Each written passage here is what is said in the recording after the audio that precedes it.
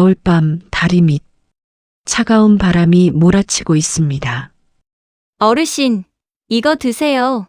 아직 따뜻해요. 손에 쥐어지는 따뜻한 종이컵.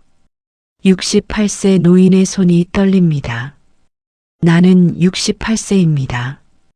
그런데 지금 누군가에게 처음으로 보호받고 있습니다. 어르신, 여기 바람 막히는 쪽으로 오세요. 이쪽이 훨씬 따뜻해요. 여학생이 자신의 패딩 한쪽을 벗어 저의 어깨에 걸쳐 주었습니다. 이 아이가 내 인생의 마지막 선택이 될 줄은 그땐 몰랐습니다. 강남의 한 초고층 펜트하우스. 나는 강남 한복판 80평 펜트하우스에 살고 있습니다. 넓은 거실, 최고급 가구들, 그러나 텅 빈 느낌. 통장에는 120억이 있고 부동산 가치만 200억이 넘습니다. 지금까지 이룬 재산치고는 나쁘지 않죠. 커피를 마시며 창밖을 내다보았습니다. 그리고 핸드폰을 보았습니다. 부재중 전화 연건. 그런데 이상했습니다. 돈은 늘어나는데 전화는 줄어들었습니다. 아무도 나를 찾지 않았습니다. 핸드폰 화면을 오래 들여다보며 연락처 목록을 올려보았습니다. 연락처에는 347명이 저장돼 있었습니다. 그런데 아침부터 저녁이 될 때까지 주말이 되어도 명절이 되어도 먼저 전화하는 사람이 없었습니다. 핸드폰 벨이 울렸습니다. 여보세요? 진우야? 아버지, 다음 주 화요일에 시간 괜찮으세요? 그럼 당연하지. 무슨 일인데? 어머니 기일이잖아요. 성묘 가실 거죠? 아, 그렇구나. 물론이지. 그럼 아침 8시에 집 앞에서 뵙겠습니다. 끊을게요. 뚜뚜뚜. 전화가 곧 끊어졌습니다. 안부 한마디 없었습니다. 내 아들이 나를 찾는 이유는 오직 두 가지였습니다. 어머니 기일 그리고 명절. 나는 돈 금고였습니다. 며칠 후 거실. 딸의 전화가 옵니다. 아빠, 나 수진이야. 그래, 딸. 잘 지내니? 응. 있잖아, 아빠. 우리 둘째가 이번에 미국 대학 합격했거든. 역시 돈 이야기구나. 그런데 1년 학비가 8천만 원이래.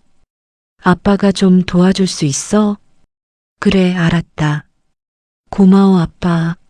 아, 그리고 우리 올해 명절엔 시댁 가야 돼서 못 갈 것 같아. 미안. 딸의 전화는 1년에 두세 번. 그것도 항상 같은 일 때문입니다. 통장 이체 화면을 봤습니다. 마이너스 8천만 원. 내가 아버지가 아니라 돈만 주는 사람, 아이들은 모르는 걸까요? 아니면 알지만 상관없는 걸까요? 저녁 혼자 TV를 봤습니다. 가족 드라마가 나왔습니다. 아버지, 오늘 제가 만든 요리인데 한번 드셔보세요. 오, 우리 딸 솜씨가 늘었네. 리모컨으로 TV를 꺼버렸습니다. 68년을 살았습니다. 그중 40년을 돈 버는 데 썼습니다. 창밖에는 불빛 가득한 강남 야경. 그리고 이제 나에게 남은 건 돈뿐이었습니다. 그날 나는 결심했습니다. 다음 날 아침 침대에서 일어나서 거울을 봤습니다. 거울 속에 68세 노인이 있었습니다. 백발에 주름진 얼굴, 그리고 눈빛은 텅 비어 있었습니다. 세면대에 손을 짚고 내 자신을 똑바로 바라봤습니다. 나는 이렇게 자문했습니다. 내가 오늘 죽으면 누가 슬퍼할까? 대답은 없고 물소리만 들렸습니다. 거실로 나와 소파에 앉아서 오래된 앨범을 꺼내봤습니다. 아내가 있었을 때는 달랐습니다. 아내는 내 옆에 사람들을 모았습니다. 친구도, 친척도, 이웃도. 아내가 있으면 우리 집은 따뜻했습니다. 아내의 사진을 쓰다듬었습니다. 그런데 아내가 5년 전에 떠나고 사람들도 함께 떠났습니다. 남은 건 나 그리고 이 텅 빈 집뿐이었습니다. 나는 어젯밤에 결심했던 실험을 해보기로 했습니다. 그리고 책상에 앉아 노트에 적어보았습니다. 나한테 진짜 필요한 게 뭘까? 돈? 아닙니다. 이미 충분히 있었습니다. 다시 적어보았습니다. 명예, 지위, 다 가져봤습니다. 사람이라고 크게 적어보았습니다. 그리고 저는 깨달았습니다. 내게 필요한 건 사람이라는 것을. 그날 밤 우연히 창밖을 내다봤습니다. 멀리 지하도 입구에 노숙자 몇 명이 옹기종기 모여 있었습니다. 호기심에 망원경으로 들여다봤습니다. 노숙자들이 서로 음식을 나눠 먹고 있었습니다. 이상했습니다. 그들은 아무것도 없는데 서로에게 나누어 주는 것이었습니다. 한 노숙자가 다른 노숙자에게 담요를 덮어주는 모습. 나는 모든 걸 가졌는데 혼자였습니다. 그래서 내가 선택한 건 노숙자가 되어보기로 한 거였습니다. 내가 지금까지 깨닫지 못한 무언가가 있을 거라는 생각이 들었기 때문이었습니다. 옷장을 열어 낡은 옷들을 꺼냈습니다. 하지만 동시에 이렇게도 생각했습니다. 어차피 아무도 나를 찾지 않는데 며칠 사라져도 모를 거 아닌가? 거울 앞에서 낡은 옷으로 갈아입었습니다. 나는 120억 자산가가 아니라 그냥 68세 노인이 되고 싶었습니다. 현관문 앞에 섰습니다. 손에는 작은 가방 하나, 돈을 한 푼도 가져가지 않았습니다. 신분증도 놓고 갔습니다. 문을 열고 나갔습니다. 나는 부자였지만 쓸모없는 사람이었습니다. 그리고 그날 나는 진짜 삶을 찾으러 거리로 나갔습니다. 돈으로 해결되지 않는 게 외로움이라는 걸 이 나이에야 알았습니다. 그래서 거리로 나왔습니다. 거리에 나와보니 나는 그냥 늙은이였습니다. 건물 밖으로 나온 첫날 밤, 11월 중순, 차가운 바람이 불고 있었습니다. 집을 나온 지 3시간쯤 지났을 때였죠. 손이 시렸습니다. 낡은 점퍼 하나로는 부족했습니다. 펜트하우스에서는 난방이 너무 잘 돼서 창문을 열어야 했는데 이제는 추위가 뼛속까지 파고들었습니다. 첫날 밤 나는 어디서 자야 할지 몰랐습니다. 지하철역 근처를 배회하면서 시계를 봤습니다. 밤 11시 40분. 어디서 자야 할까요? 평생 이런 고민을 해본 적이 없었습니다. 지하도 입구가 보였습니다. 몇몇 노숙자들이 자리를 잡고 있었습니다. 저기, 저 사람들 옆에 자리를 잡으면 되겠지 하고 천천히 다가갔습니다. 골판지를 깐 자리들이 보였습니다. 실례합니다. 저기, 제가 여기 좀. 턱수염 난 중년 남자가 날카롭게 쳐다보았습니다. 어르신, 여긴 자리 없어요. 아, 네. 그런데 여기 빈 공간이. 빈 게 아니라 우리가 쓰는 공간이에요. 다른 데 가보세요. 뒤에서 다른 목소리가 들렸습니다. 새로운 사람이네. 어르신, 여기는 규칙이 있어요. 먼저 온 사람이 주인이에요. 하지만은 무슨, 여기 우리가 3년째 쓰는 자리라고요. 가세요. 나는 쫓겨났습니다. 다른 지하도로 이동했습니다. 추위가 더 심하게 느껴졌습니다. 120억 자산가가 노숙자들한테 쫓겨났습니다. 이게 현실이었습니다. 또 다른 지하도 있고, 이번에는 조심스럽게 구석에 자리를 잡았습니다. 골판지도 없이 그냥 벽에 기댔습니다. 골판지 하나가 이렇게 소중한 줄 몰랐습니다.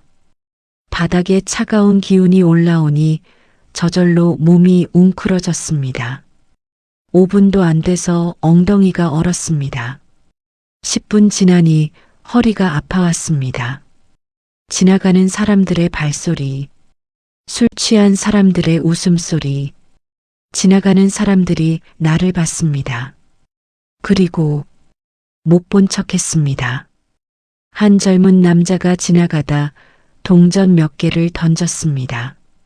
땡그랑 소리, 처음으로 동량을 받았습니다.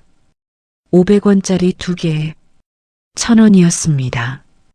내 통장에는 120억이 있는데 이 1,000원이 더 절실했습니다. 아침이 와도 갈 곳이 없었습니다.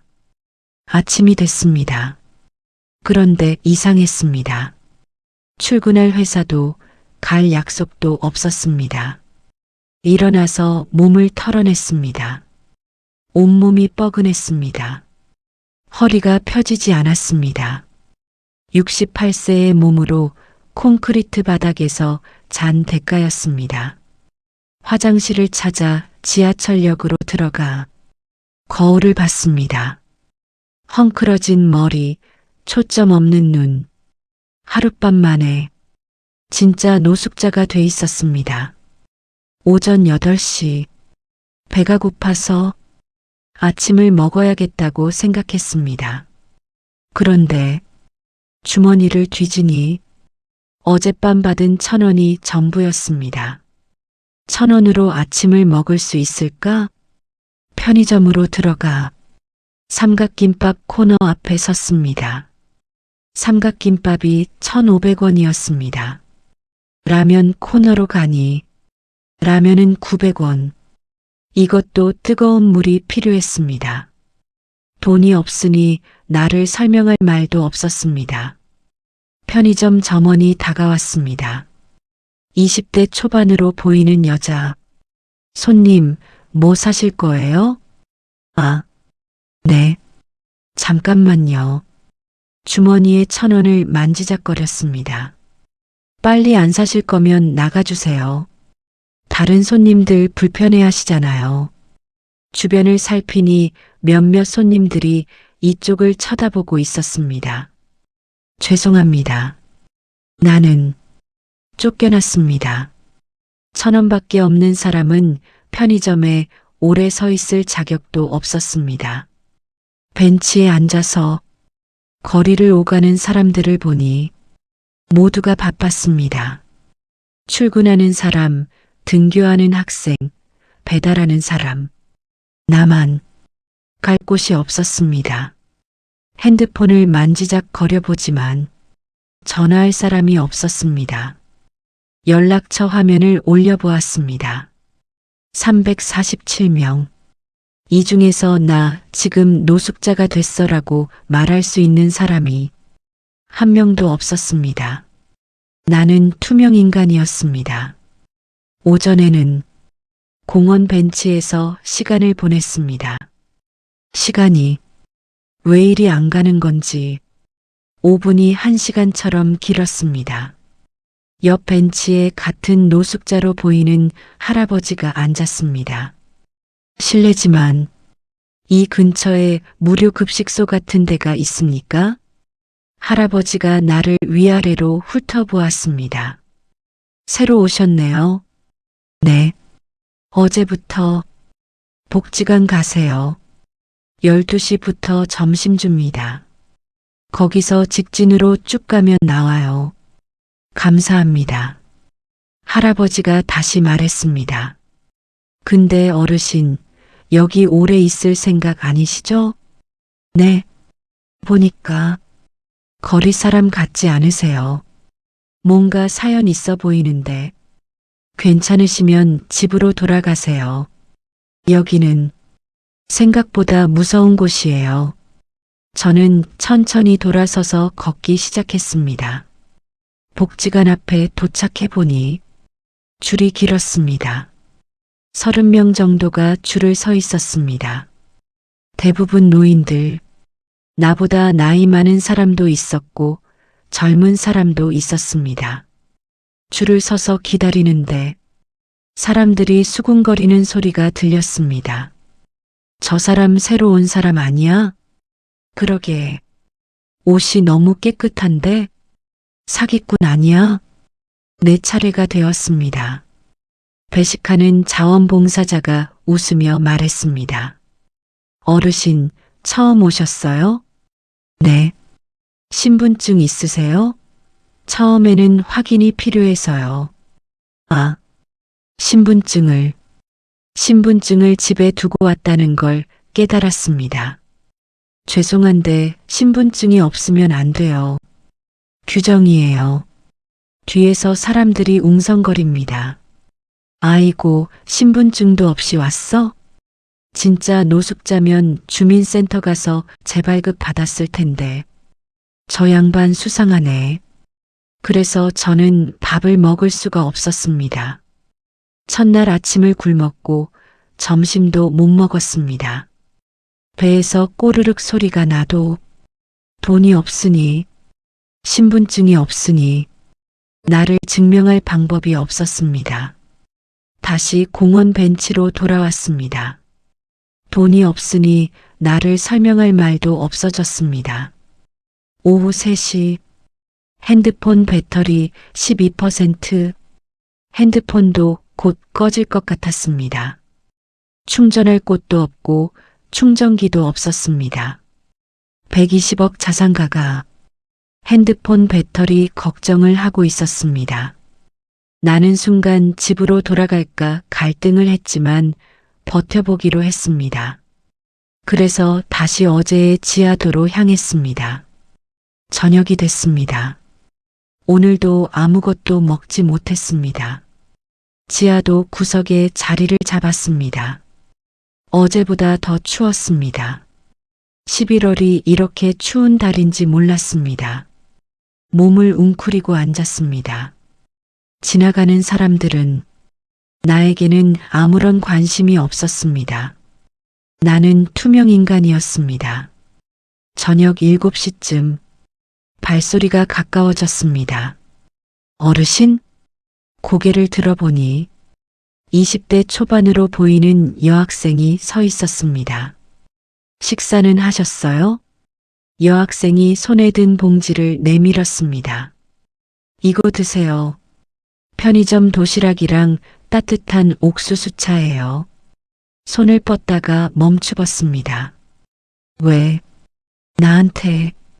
어제도 여기 계셨잖아요. 오늘도 계시길래. 봉지를 봤는데 손이 떨렸습니다. 감사합니다. 천천히 드세요. 저 내일도 올게요. 여학생이 돌아서서 걸어갔습니다. 도시락 뚜껑을 열었습니다. 따뜻한 김이 올라왔습니다. 그 순간 눈물이 났습니다. 밥을 한 숟가락 떴습니다. 68년을 살면서 밥 한 끼가 이렇게 고마운 적이 없었습니다. 옥수수차를 한 모금 마셨습니다. 따뜻했습니다. 밥도 차도 그리고 그 아이의 마음도. 그때 나는 이 아이가 궁금해졌습니다. 왜 저 아이는 나한테 밥을 줬을까요?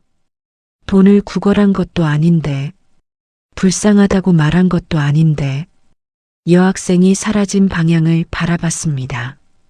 이상했습니다. 저 아이한테는 동정이 아니라 관심이 있었습니다. 그날 밤 조금 더 따뜻하게 잘 수 있었습니다. 둘째 날 밤이었습니다. 여전히 춥고 불편했습니다. 하지만 첫날보다는 나았습니다. 내일 저 아이가 정말 올까요? 다음 날 저녁 7시 같은 장소에서 나는 기다렸습니다. 저녁 6시부터 그 자리에 앉아서 발소리가 들려 고개를 드는 순간 어르신, 오늘도 계시네요. 여학생이 다시 왔습니다. 손에 또 봉지를 들고 오늘은 김밥이랑 따뜻한 우유예요. 왜? 매일 오는 건가요? 여학생이 웃었습니다. 어르신이 계시니까요.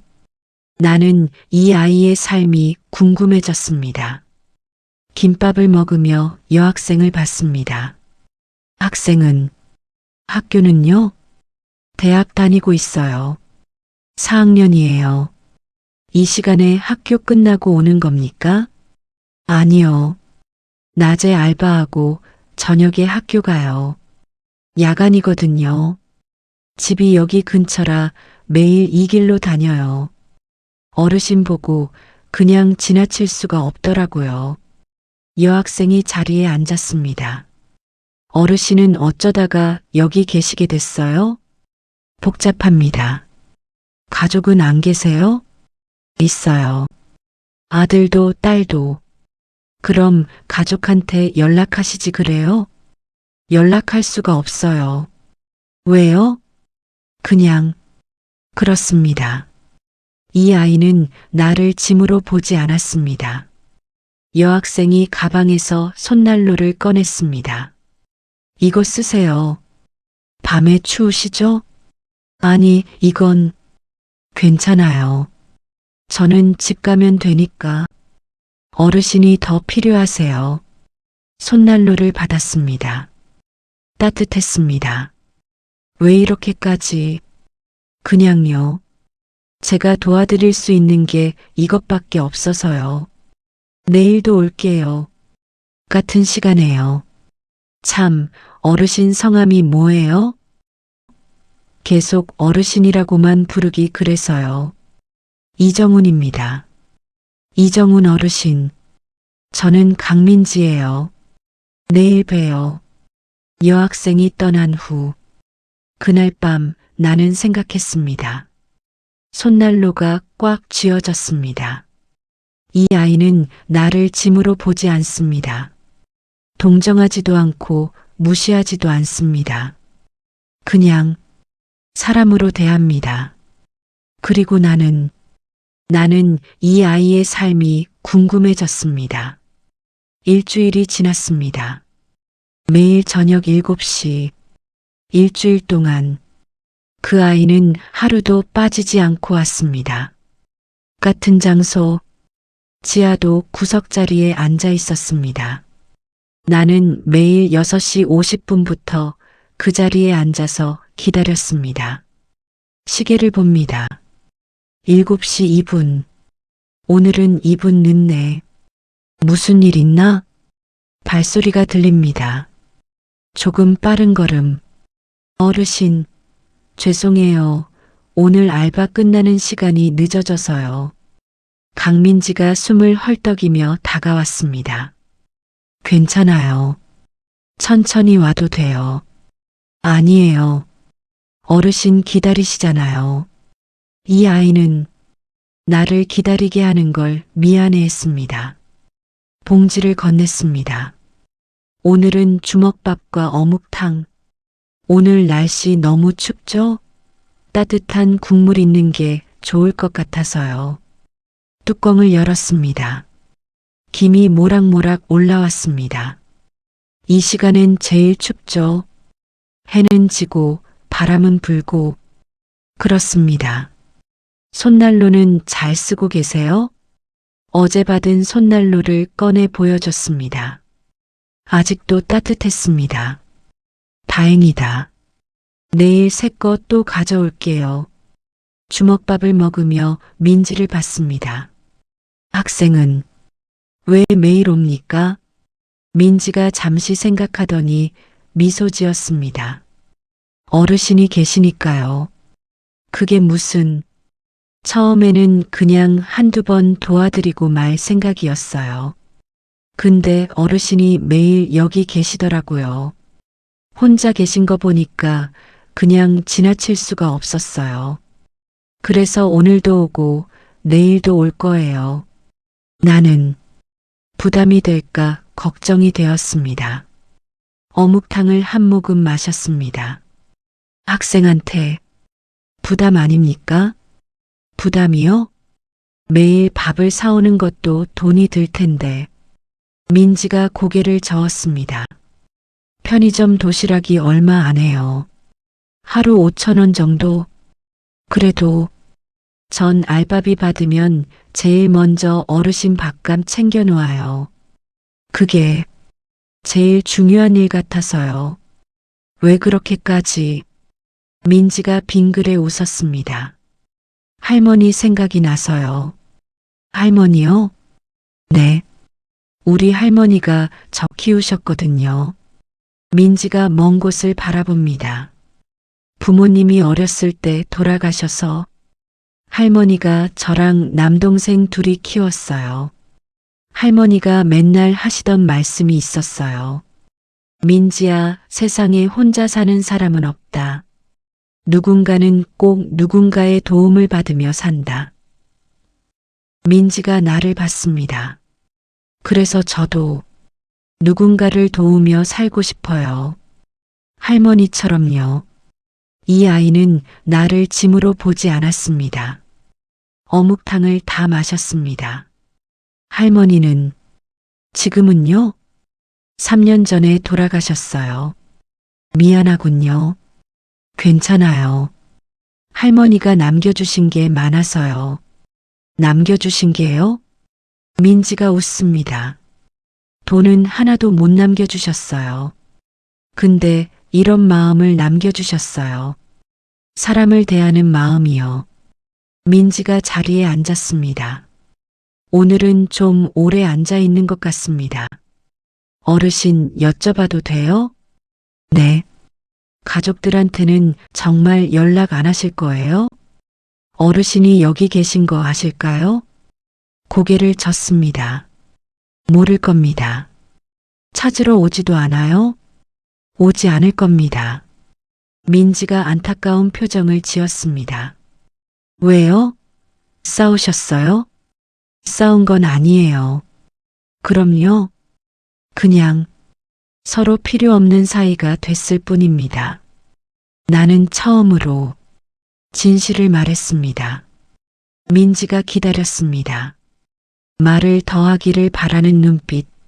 나는 돈은 많았습니다. 아이들한테 필요한 건 다 해줬죠.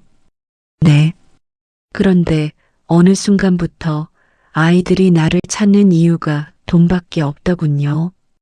안부를 묻는 전화가 아니라 돈이 필요할 때만 오는 전화. 아버지가 아니라 돈만 주는 사람. 민지가 아무 말도 하지 않았습니다. 그냥 듣고 있었습니다. 그래서 나는 시험해보고 싶었습니다. 시험이요? 내가 돈 없는 노인이 되면 어떨까? 아이들이 그래도 나를 찾을까? 민지가 조용히 말합니다. 그래서 여기 나오신 거예요? 네. 연락도 안 하시고요? 네.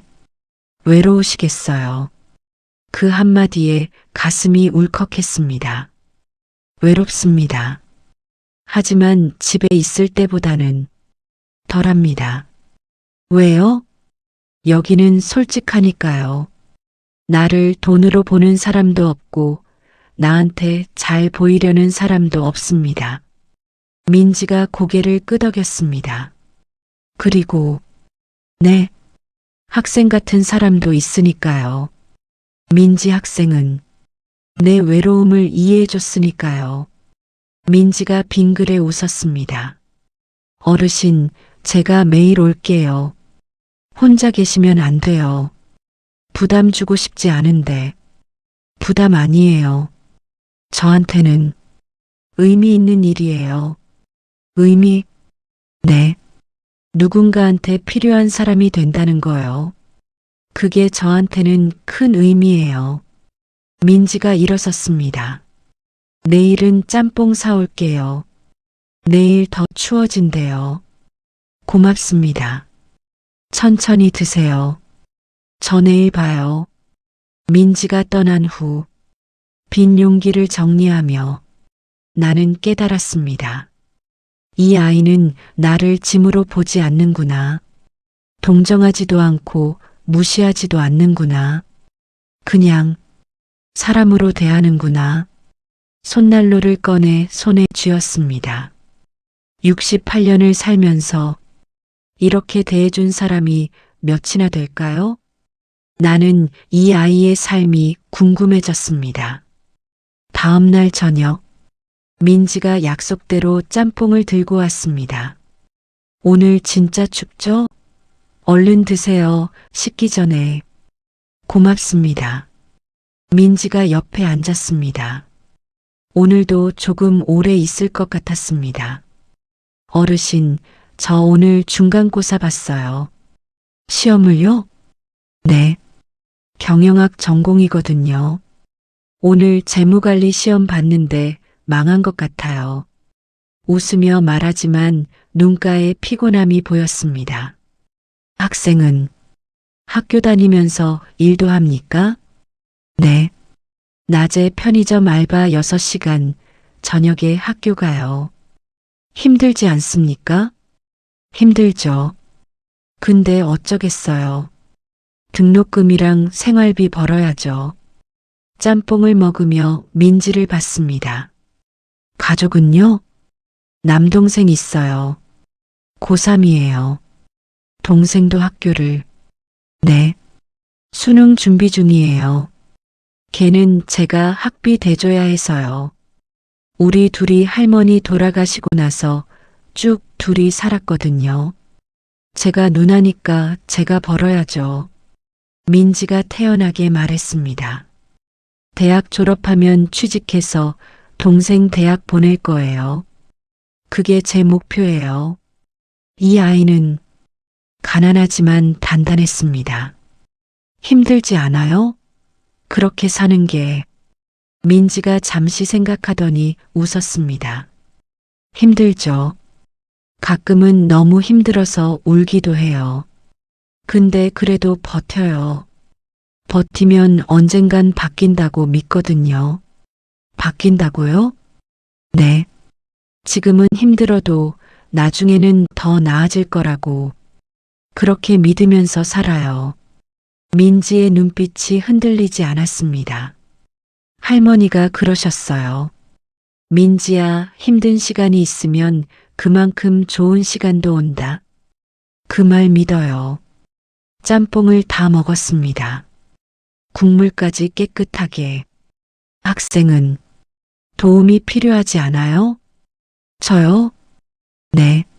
나는 받기만 하는데. 학생은 더 힘든 것 같은데.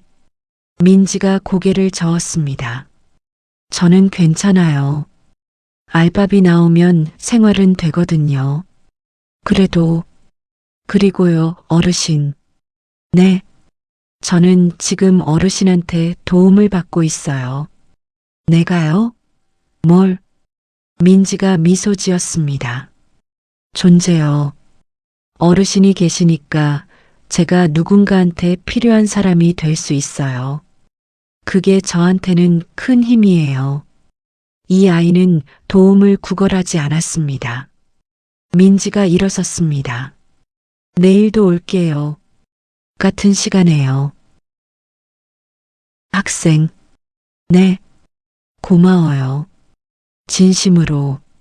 민지가 환하게 웃습니다. 저도요, 어르신. 매일 만나서 좋아요. 민지가 떠난 후 빈 용기를 손에 들었습니다. 그날 밤 조용히 주변을 둘러보았습니다. 어두운 지하도, 차가운 바람. 민지 학생을 생각하니 아무에게도 구걸하지 않는, 그게 더 마음을 건드렸습니다. 나보다 어렵게 사는데 나한테 밥을 가져다 주고, 나보다 힘든데 나를 위로합니다. 핸드폰을 꺼내 보았습니다. 배터리 3%, 곧 꺼질 것 같았습니다. 연락처를 열어보니 아들 이름이 보였습니다. 아들이 얼굴이 떠올라 아들의 번호를 오래 바라보았습니다. 내 아들은 저 아이의 절반이라도 단단할까요? 전화를 걸지 않고 그냥 화면을 껐습니다. 그리고 곰곰이 생각했습니다. 이 아이를 며느리로 만들어야겠다고. 가난하지만 단단한 아이. 2주가 지났습니다. 민지는 여전히 매일 왔습니다. 2주 동안 단 하루도 빠지지 않았습니다. 어르신, 오늘은 김치찌개 사왔어요. 고마워요. 뚜껑을 열었습니다. 뜨끈한 국물이 보글보글 끓고 있었습니다. 요즘 날씨가 너무 추워졌죠? 따뜻한 거 드셔야 해요. 학생은 먹었어요? 저요? 아까 먹었어요. 그러나 민지의 입술이 파랗습니다. 아직 저녁을 안 먹은 게 분명했습니다. 이 아이는 자기 밥값을 아껴서 나한테 줬습니다. 학생, 솔직하게 말해보세요. 네. 학생 밥값을 아껴서 나한테 주는 거 아닙니까? 민지가 당황해 했습니다. 아, 아니에요. 저는 입술이 파래요. 아직 저녁 안 먹었죠? 민지는 아무 말이 없었습니다. 학생, 이러면 안 됩니다. 학생이 먹어야. 민지가 고개를 저었습니다. 괜찮아요. 저는 집 가서 라면 끓여 먹으면 돼요. 그래도 어르신은 여기서 주무셔야 하잖아요. 제대로 드셔야 버티시죠. 김치찌개를 먹다가 숟가락을 내려놓습니다. 학생, 이거 같이 먹읍시다. 네. 혼자 먹으니까 맛이 없어요. 같이 먹어요. 아니에요, 괜찮아요. 내가 부탁하는 겁니다. 민지가 망설이다가 고개를 끄덕였습니다. 그럼 조금만요. 우리는 처음으로 함께 밥을 먹었습니다. 편의점으로 가서 숟가락 하나를 더 받아왔습니다. 지아도 구석 김치찌개 하나를 놓고 마주 앉았습니다. 자, 먹어요. 감사합니다. 민지가 조심스럽게 한 숟가락 떴습니다. 맛있다. 많이 먹어요. 어르신도 드세요. 둘이서 김치찌개를 나눠 먹었습니다. 이상하게 맛있습니다. 학생, 네. 이렇게 밥을 같이 먹으니까 좋네요. 민지가 웃었습니다. 저도요. 요즘 맨날 혼자 먹었거든요. 동생은요? 동생은 학원 가면 거기서 먹어요. 저도 알바 끝나고 편의점에서 때우고, 그래서 이렇게 누군가랑 같이 밥 먹는 게 오랜만이에요. 김치찌개를 다 먹었습니다. 국물까지 깨끗하게 잘 먹었습니다. 저도요. 민지가 용기를 정리했습니다. 어르신, 내일은 뭐 드시고 싶으세요? 학생이 먹고 싶은 걸로 하세요. 저요? 네. 학생도 먹어야 하니까. 민지가 빙그레 웃었습니다. 그럼 내일은 돈가스 어때요? 제가 돈가스 좋아하거든요. 좋습니다. 민지가 자리에 앉았습니다. 오늘은 좀 일찍 온 것 같습니다. 학생, 시간 괜찮습니까? 네. 오늘은 학교 쉬는 날이에요. 그럼 좀 앉아 있어도 되겠네요. 네. 학생, 궁금한 게 있는데요. 네, 물어보세요. 학생은 꿈이 뭡니까? 민지가 잠시 생각하더니 꿈이요? 하고 되물었습니다. 네. 앞으로 뭐가 되고 싶은지. 저는요, 무언가 되고 싶다기보단 안정적인 삶을 살고 싶어요. 안정적인 삶? 민지가 고개를 끄덕였습니다. 네. 대단한 꿈은 아니에요. 그냥 동생이랑 저랑 걱정 없이 살 수 있는 삶이요. 좋은 회사 들어가서 월급 받아서 동생 대학 보내고 그리고 조그만 집이라도 하나 마련하고 동생이랑 둘이 살 수 있는 집이요. 민지의 목소리는 조용하고 차분했습니다. 할머니 살아계실 때 우리 셋이 살던 집이 있었어요. 작은 빌라였는데 할머니 돌아가시고 나서 그 집 팔아야 했어요. 병원비 때문에. 그래서 지금은 원룸 하나 얻어서 동생이랑 살아요. 작지만 그래도 우리 둘이 살기엔 충분해요. 이 아이의 꿈은 작았지만 간절했습니다. 그게 학생 꿈입니까? 집 한 채? 민지가 웃었습니다. 네. 어른들이 들으면 꿈도 없다고 할 것 같죠? 아닙니다. 하지만 저한테는 그게 제일 큰 꿈이에요. 동생이랑 걱정 없이 사는 거요. 할머니가 맨날 걱정하셨거든요. 병원비 때문에, 생활비 때문에. 저는 그렇게 살고 싶지 않아요. 돈 걱정하면서 사는 거. 그래서 열심히 하는 겁니까? 네. 지금 힘들어도 나중에는 나아질 거라고 믿어요. 민지를 봅니다. 24살 여자아이. 하지만 눈빛은 어른보다 단단하다는 게 느껴졌습니다. 학생은 그래도 많이 힘이 들 텐데 이렇게까지 살 이유가 있습니까? 민지가 나를 바라봤습니다. 이유요? 네. 이렇게 고생하면서까지 버틸 이유요. 민지가 잠시 생각하더니 말했습니다. 동생이요. 동생? 네. 동생은 제가 지켜야 해요. 할머니가 저한테 부탁하신 거예요. 이 아이는 책임을 짐으로 여기지 않았습니다. 할머니가 돌아가시기 전에 제 손을 꽉 잡으시면서 그러셨어요. 민지의 목소리가 떨렸습니다. 민지야, 준호는 내가 챙겨야 한다. 누나니까. 그렇게 말씀하시고 돌아가셨어요. 그래서 저는 준호를 지켜야 해요. 그게 제 책임이에요. 책임이라 무겁지 않습니까? 민지가 고개를 젓습니다. 무겁지 않아요. 제가 해야 할 일이니까요. 그리고요, 어르신. 네. 준호는 저한테 희망이에요. 희망이요? 네. 제가 힘들 때마다 준호 생각하면 힘이 나거든요. 민지가 밝게 웃었습니다. 준호가 잘 되는 거 보는 게 제 낙이에요. 그게 제가 사는 이유고요. 침묵이 흘렀습니다. 학생은 대단합니다. 아니에요. 저는 그냥 아닙니다. 대단합니다. 민지를 똑바로 보았습니다. 24살에 그런 책임감을 가진 사람이 얼마나 됩니까? 학생은 가난하지만 정말 단단합니다. 민지가 부끄러운 듯 고개를 숙였습니다. 고마워요, 어르신. 민지가 일어섰습니다.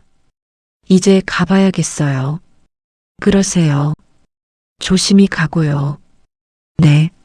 내일 봬요, 어르신. 민지가 손을 흔들며 떠났습니다. 혼자 남습니다. 어두운 지하도.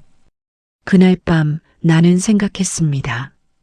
민지가 사라진 방향을 오래 바라보았습니다.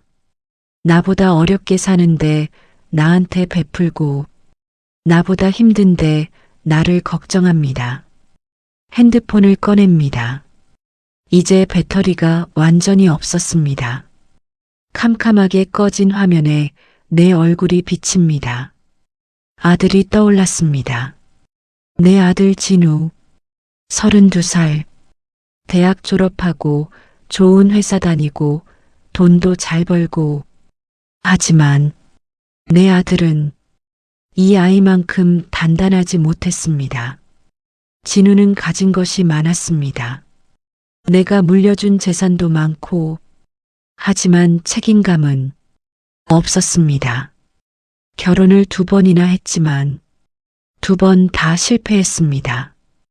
이유는 간단했습니다. 돈으로만 해결하려 했으니까요. 진우는 힘든 걸 못 견뎌 했습니다. 조금만 어려워도 포기했습니다.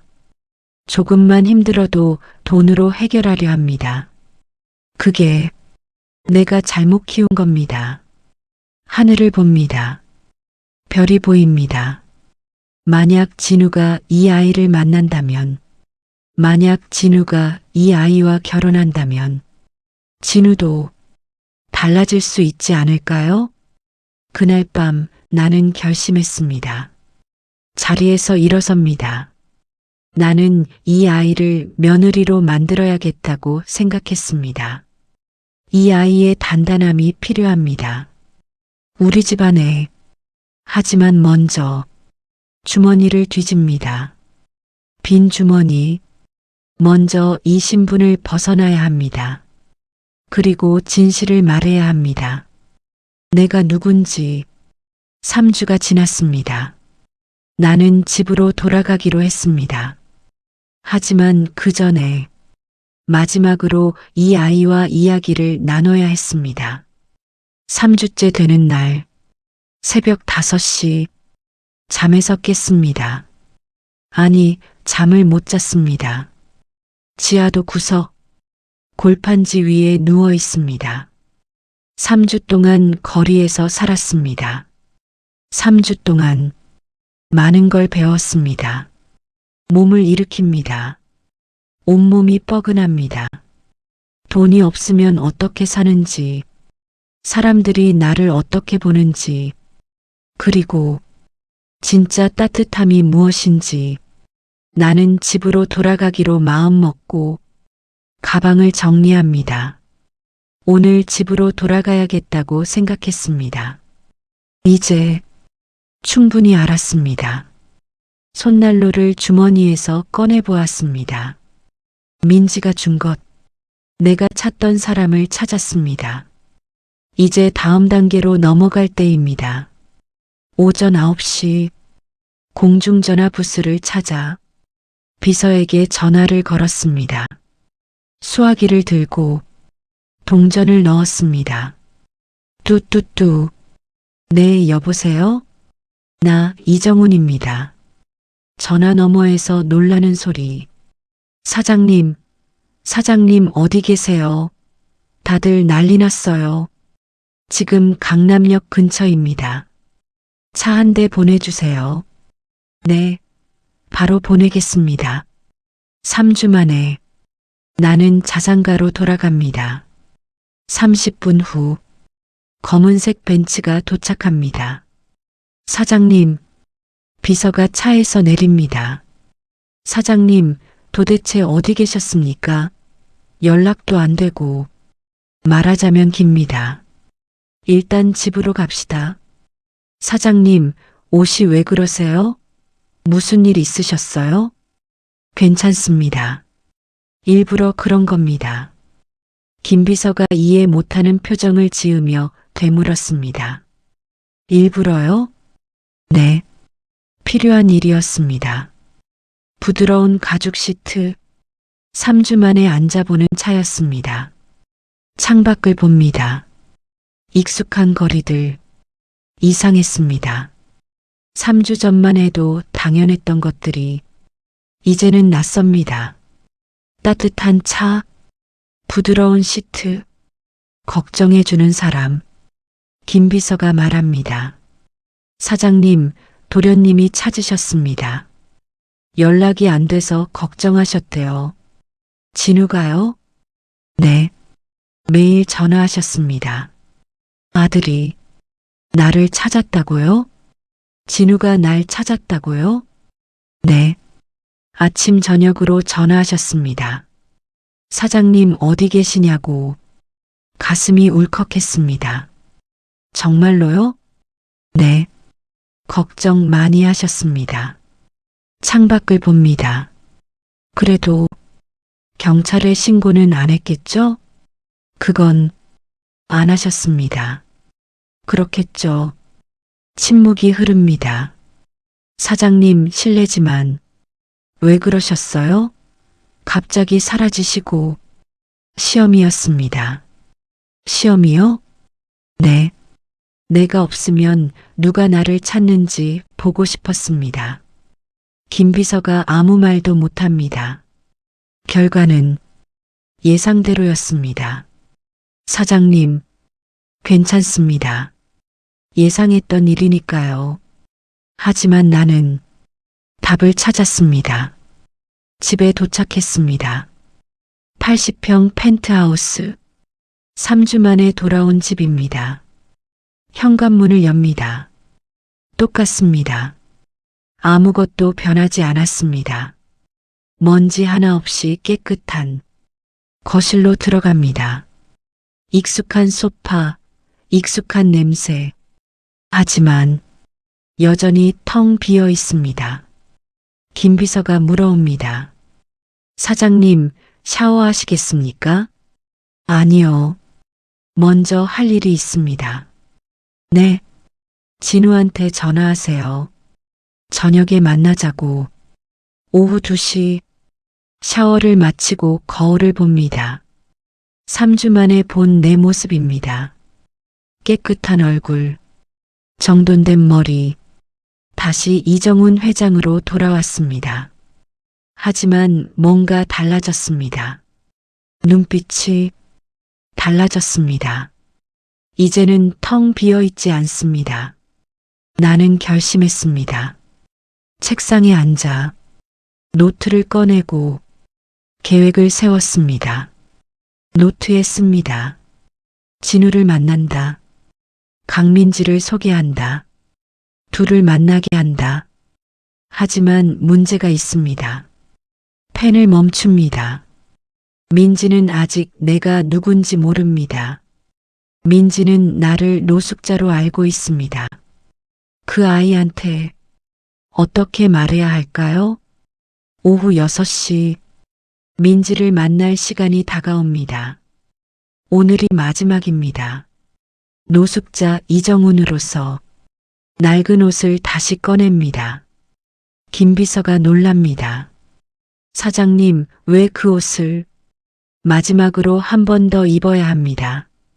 하지만 중요한 사람을 만나러 가야 합니다. 마지막으로 노숙자로서 민지를 만납니다. 저녁 7시.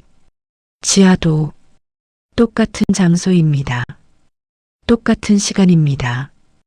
구석 자리에 앉습니다. 하지만 오늘은 다릅니다. 주머니에 명함을 넣어왔습니다. 그리고 편지 한 통. 오늘은 진실을 말해야 합니다. 발소리가 들립니다. 민지입니다. 어르신, 오늘은 제가 좀 일찍 왔어요. 환하게 웃으며 다가옵니다. 오늘 날씨 진짜 춥죠? 오뎅탕 사왔어요. 봉지를 건넵니다. 고맙습니다. 민지가 옆에 앉습니다. 어르신, 오늘 웬일로 옷이 좀 깨끗하세요? 아, 아침에 복지관 가서 씻었습니다. 다행이다. 옷도 좀 나은 거 입으셨네요. 오뎅탕을 먹으며 민지를 봅니다. 학생, 네, 오늘 할 말이 있습니다. 민지가 나를 봅니다. 무슨 말씀이세요? 중요한 이야기입니다. 민지의 표정이 진지해집니다. 어르신, 혹시 어디 가시려고요? 집으로 돌아가시는 거예요? 나는 진실을 말하기로 했습니다. 고개를 끄덕입니다. 네, 돌아가야 할 것 같습니다. 민지의 얼굴이 어두워집니다. 언제요? 오늘이요. 학생, 미안합니다. 갑자기 이러게 돼서. 민지가 고개를 젓습니다. 아니에요. 좋은 일이에요. 집으로 가시는 게 당연하죠. 하지만 목소리가 떨립니다. 그동안 고마웠어요, 어르신. 주머니에서 명함을 꺼냅니다. 학생, 이거 받으세요. 이게 뭐예요? 민지가 명함을 보자 눈이 커졌습니다. 이게 명함에 적힌 글씨. 이정훈 그룹 회장. 어르신은 누구세요? 민지가 나를 봅니다. 믿을 수 없다는 표정. 어르신, 이게 뭐예요? 내 명함입니다. 회장이요? 정훈그룹? 네. 민지가 명함을 다시 봅니다. 그리고 나를 봅니다. 그럼 어르신이 정말로요? 네. 나는 이정훈입니다. 68세 정훈그룹 회장입니다. 침묵이 흐릅니다. 민지가 뒤로 물러섭니다. 그럼 지금까지 절 속이신 거예요? 속이려던 건 아닙니다. 그럼 뭐예요? 노숙자인 척 하신 거잖아요. 민지의 목소리가 커집니다. 왜요? 왜 그러신 거예요? 나는 변명할 수 없었습니다. 학생, 진정하세요. 진정하라고요. 3주 동안 저한테 밥 얻어먹으신 분이 회장님이었어요. 민지의 눈에 눈물이 맺힙니다. 저는 진심으로 어르신 걱정했어요. 추우실까봐, 배고프실까봐. 알고 있습니다. 알면서 왜 그러셨어요? 일어섭니다. 민지와 눈을 맞춥니다. 시험하려던 건 아닙니다. 그럼요. 사람으로 남고 싶었습니다.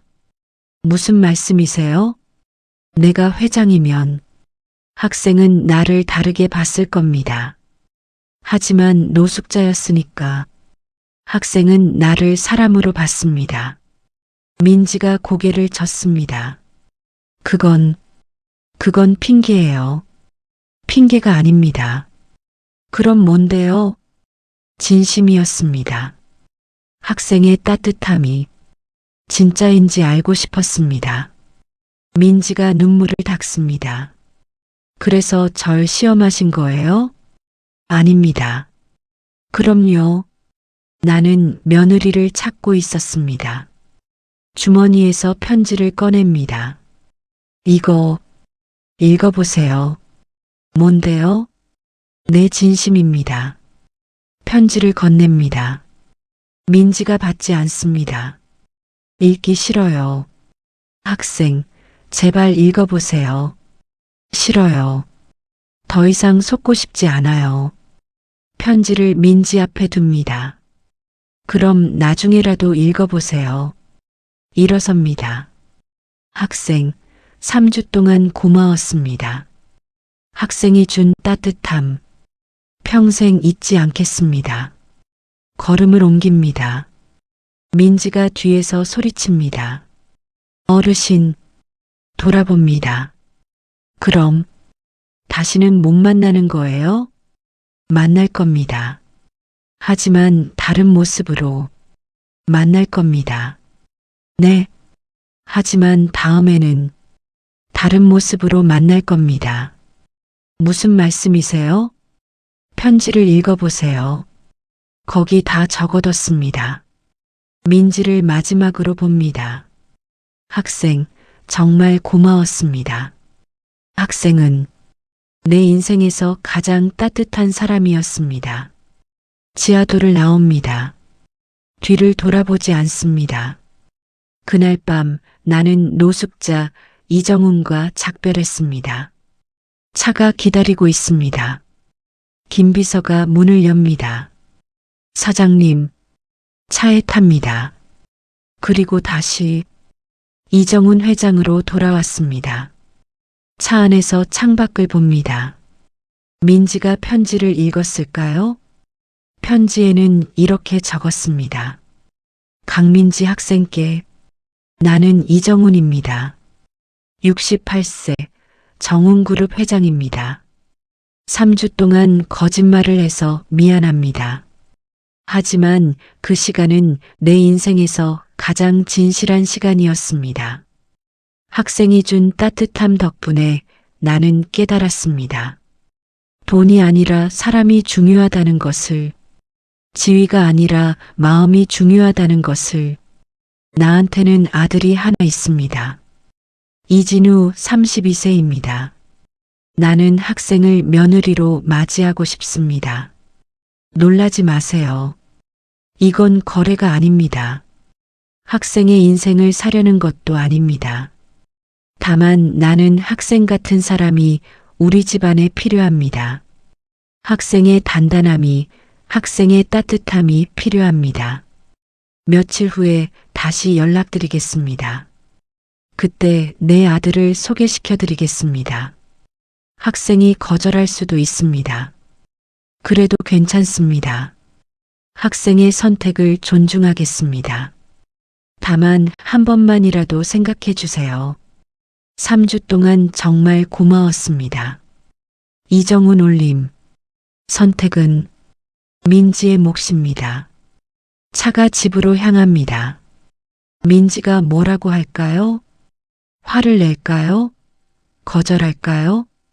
아니면 핸드폰을 봅니다. 충전된 핸드폰. 일주일 후에 연락하기로 했습니다. 그 일주일 동안 민지가 생각할 시간을 주려고요. 집에 도착합니다. 엘리베이터를 타고 올라갑니다. 오늘 저녁에는 진우를 만납니다. 아들한테 말해야 합니다. 내가 만날 사람이 있다고, 내 인생을 바꿀 사람이 있다고. 거울을 봅니다. 정장 입은 이정훈 회장. 나는 다시 회장입니다. 하지만 이제는 목표가 생겼습니다. 며느리를 얻는 것, 그리고 이 집안을 다시 살리는 것. 그날 저녁, 나는 아들과 마주 앉았습니다. 강남의 한 레스토랑. 아들이 왔습니다. 아버지, 그동안 어디 계셨어요? 연락도 안 되고. 앉아라. 네. 일단 앉아서 이야기하자.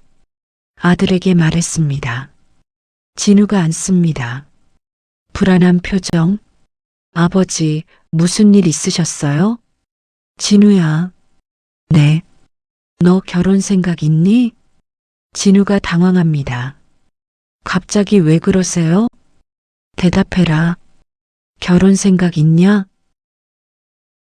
아직은 없는데요. 2번이나 실패했으니 그렇겠지. 진우의 얼굴이 굳습니다. 아버지, 그건. 손을 듭니다. 변명 들으려는 게 아니다. 너한테 소개해 줄 사람이 있다. 누군데요?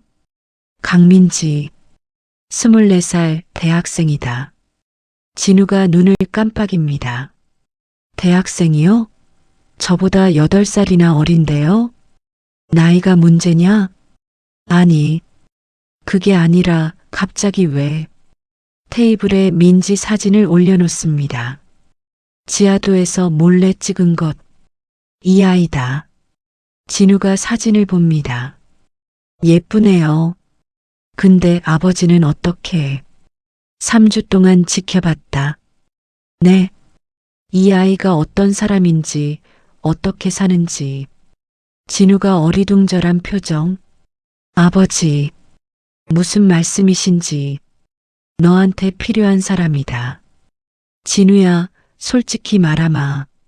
네. 너는 돈으로 모든 걸 해결하려 한다. 진우가 할 말을 잃습니다. 결혼도 그랬고, 일도 그렇고. 아버지, 힘든 일이 생기면 포기부터 한다. 돈으로 안 되면 손을 뗀다. 이 아이는 다르다. 민지 사진을 다시 가리킵니다. 이 아이는 가난하지만 단단하다. 동생 학비 벌려고 알바 3개 한다.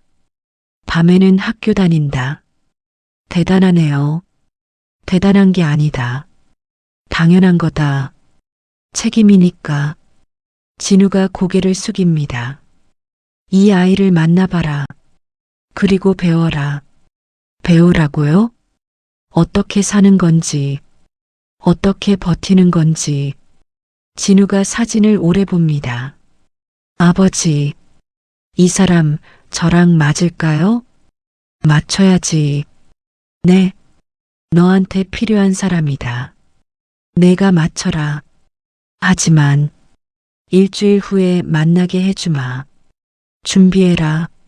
하지만 먼저 민지의 대답을 들어야 했습니다. 일주일이 지났습니다. 민지한테 전화를 걸었습니다. 핸드폰을 듭니다. 심장이 뜁니다. 학생이 뭐라고 할까요? 신호음이 울립니다. 한 번, 두 번, 세 번. 여보세요? 민지의 목소리가 들려왔습니다. 나 이정훈입니다. 네. 편지는 읽어봤습니까? 읽었어요. 그리고 민지가 말했습니다. 그래서 어떻게 생각합니까? 민지가 한숨을 쉽니다. 솔직히 아직도 화나요. 그렇겠죠. 저를 속이신 거잖아요. 미안합니다. 하지만 목소리가 떨립니다. 하지만 어르신 말씀도 이해는 돼요. 회장님이라고 말씀하셨으면 저도 달라졌을 거예요. 어쩔 수 없이. 그래서 학생은 만나볼게요. 아드님, 가슴이 두근거립니다. 정말입니까? 네. 근데 조건이 있어요. 말해보세요. 저는 돈 때문에 결혼 안 해요. 알고 있습니다. 그리고 아드님이 저를 마음에 안 들어 하시면 그냥 끝이에요. 물론입니다. 민지가 잠시 말을 멈췄다가 다시 말합니다. 어르신, 왜 저예요? 학생이 단단하니까요. 학생 같은 사람이 우리 집안에 필요합니다. 저는 그렇게 대단한 사람 아니에요. 대단합니다. 내가 3주 동안 봤습니다. 민지가 작게 웃습니다. 그럼 언제 만날까요? 이번 주 토요일 괜찮습니까? 네. 좋아요. 토요일 오후 2시 강남의 한 카페. 첫 만남이었습니다. 민지가 먼저 왔습니다. 단정한 원피스 차림. 어르신, 왔습니까? 앉으세요. 민지가 앉습니다. 긴장한 표정. 아드님은요? 곧 올 겁니다. 아들이 도착했습니다. 5분 후, 진우가 들어옵니다. 아버지, 여기다. 앉아라. 진우가 민지를 봅니다. 민지도 진우를 봅니다. 처음 뵙겠습니다. 이진우입니다. 강민지예요. 반갑습니다. 둘이 악수합니다. 나는 자리를 비우마. 둘이 이야기해라. 네. 30분 후에 올게. 일어섭니다. 뒤돌아보지 않고 나갑니다. 카페 밖. 창문 너머로 둘을 봅니다. 어색해 보입니다. 당연하죠. 진우가 먼저 말을 건넵니다. 민지가 대답합니다. 처음에는 이상해 보였습니다. 진우는 어색하고 민지는 조심스럽고 하지만 점점 대화가 이어집니다. 둘은 생각보다 잘 맞았습니다. 30분 후 안으로 들어갑니다. 어떻습니까? 진우가 웃고 있습니다. 민지도 편안해 보입니다. 아버지, 민지 씨가 재밌는 분이네요. 그래요? 민지가 고개를 끄덕입니다.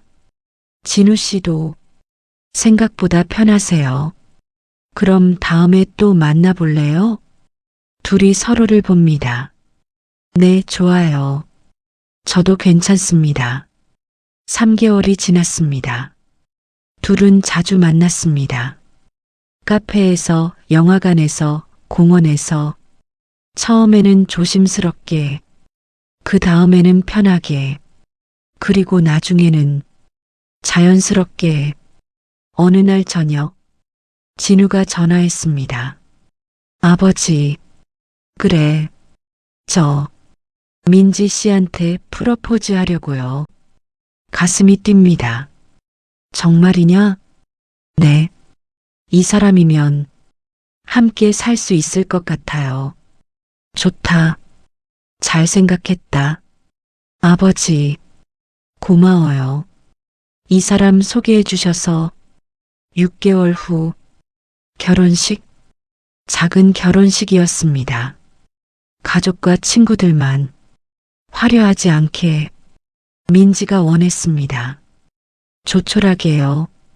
웨딩드레스 입은 민지, 아름답습니다. 아버님, 그래, 이제 그렇게 불러라. 민지가 내 손을 잡습니다. 고마워요. 저를 선택해 주셔서 내가 고맙지. 우리 며느리 돼줘서. 결혼식이 끝났습니다. 민지는 우리 집 며느리가 됐습니다. 그리고 결혼 후 1년, 많은 게 바뀌었습니다. 거실, 예전에는 텅 비었던 공간, 이제는 사람들로 가득합니다. 민지가 요리를 합니다. 진우가 설거지를 돕습니다. 웃음소리가 들립니다. 대화 소리가 들립니다. 집안이 달라졌습니다. 저녁 식사 모두 함께 앉습니다. 민지 덕분에 우리는 가족이 됐습니다. 아버님, 이거 드세요. 아버님 좋아하시는 거예요. 고맙다. 진우가 말합니다. 아버지, 다음 주에 민지 동생 대학 입학식이래요. 같이 갈래요? 그래야지. 우리 처남인데. 민지가 웃습니다. 동생이 아버님 너무 좋아해요. 민지의 동생 준호. 이제는 우리 가족. 민지가 며느리가 되면서 준호도 들어왔습니다. 등록금도 생활비도 우리가 냅니다. 하지만 민지는 여전히 일합니다. 왜냐고요? 아버님, 저는 일하는 게 좋아요. 왜? 제 힘으로 사는 게 좋거든요. 의지만 하고 싶지 않아요. 그래, 내 마음대로 해라. 민지가 웃습니다. 고마워요, 아버님. 며느리가 아니라 딸이 됐습니다. 어느 저녁, 민지와 단둘이 차를 마십니다. 민지야, 네, 아버님. 행복하냐? 민지가 고개를 끄덕입니다. 네, 너무 행복해요.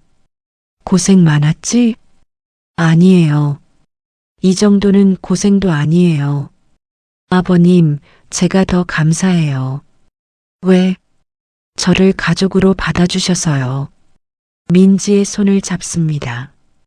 민지야, 너는 우리 집안의 보물이다. 아버님, 너 덕분에 진우도 달라졌고 이 집도 달라졌다. 민지의 눈에 눈물이 맺힙니다. 고마워요, 아버님. 정말로. 내가 고맙지. 창밖을 봅니다. 68년을 살았습니다. 돈도 벌었고 지위도 얻었습니다. 하지만 진짜 행복은 이제야 찾았습니다. 민지가 거실에서 웃고 있습니다. 진우도 함께 나는 며느리를 얻었습니다. 그리고 이 집안은 다시 살아 움직이기 시작했습니다. 저녁 식사 후 모두 함께 소파에 앉습니다. 아버님, TV 볼까요? 그래. 민지가 내 옆에 앉습니다. 진우가 반대편에 앉습니다. 이제 나는 혼자가 아닙니다. TV를 보면서 웃습니다. 함께 68세에 찾은 행복, 며느리 덕분입니다. 심심해서 노숙자가 된 68세 자산가. 그는 거리에서 며느리를 찾았고 인생의 마지막 행복을 찾았습니다. 끝까지 시청해 주셔서 감사합니다.